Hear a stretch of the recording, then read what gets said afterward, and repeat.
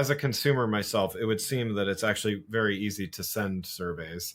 Not as easy to construct well constructed surveys, but it seems pretty simple to put one together in the scheme of things. So it's like, is some of this just, well, we want some information, like your example about the white space or whatever. So some designer somewhere on of a website is like, I want to know this answer to this very specific question. Not very scientific, not very customer friendly, let's say, to ask such a kind of a niche question. But is some of this just because the tools are so easy to use and there's no there doesn't seem to be other mechanisms, or why are we getting so many of these surveys and yet so the quality is so low, I guess?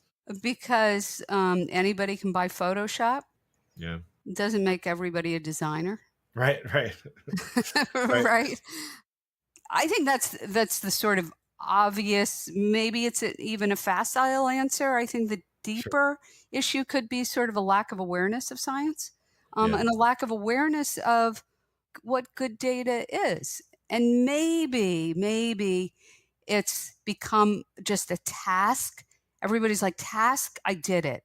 Yeah. Check the box. And yet, really, collecting, it could be nothing for any company that's more important than customer listening. I mean, Yeah. honestly, right? Yeah. Like, Yeah. what could be more important than that? And yet, maybe there's kind of a company centricity where they don't really want to know. Like, that's sort of a psychological thing. Like, maybe they don't really want to know in some cases. They Yeah. just want to check the box. And Well, and I do yeah, feel like in some cases it's like the job of CX is to send surveys.